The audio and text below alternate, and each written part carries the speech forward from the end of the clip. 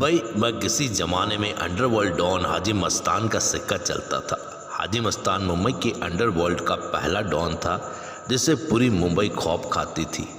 दाऊद और पठान गैंग को एक करने वाला हाजी मस्तान नामी माफिया वर्धा को भी अपने इशारों पर नचाता था।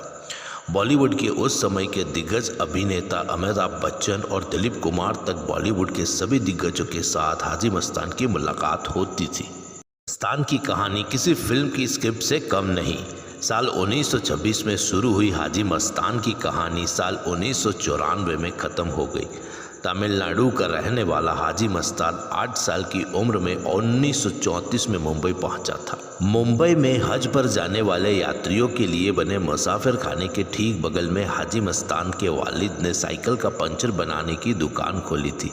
इस दुकान का नंबर 7 था। हाजी मस्तान अपनी दुकान पर बैठकर साइकिल का पंचर लगाते थे। पंचर की दुकान इतनी चलती नहीं थी, इसलिए मस्तान ने हज पर जाने वाले यात्रियों के लिए पानी के जहाज पर कुली का काम करने का फैसला किया। इंदिरा डॉक पर हाजी मस्तान कुली की तरह काम कर हाजियों का सामान उठाने लगे। हाजी मस्तान ने ये देखा कि हज यात्रियों की जाँच और तलाशी नहीं होती। जहाज से उतरने के बाद हाजी सीधे बाहर निकल जाते हैं।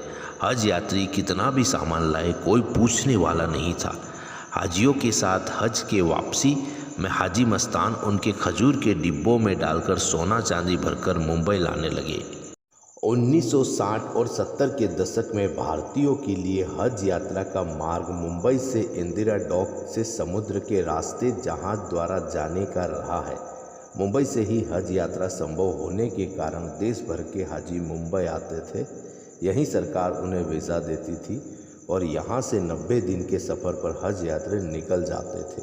हाजी मस्तान के साथ कई और कुली भी सोना चांदी की तस्करी में जुट गए। हाजी मस्तान के साथ अशरफ रहमान उर्फ लल्लू और मोहम्मद नूर उर्फ नूरा 28 सोने चांदी की तस्करी करते थे। जब भी जेद्दा से सोना आता था, मस्तान के लोग नूरा की एम्बेसडर कार नंबर 28 में सोना चांदी रखकर बाहर निकल जाते थे।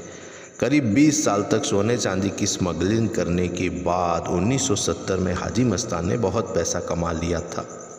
दोस्तों, अगर आपको ये वीडियो अच्छी लगे तो लाइक कीजिए, शेयर कीजिए और चैनल को भी सब्सक्राइब कर दीजिए। Thanks for watching.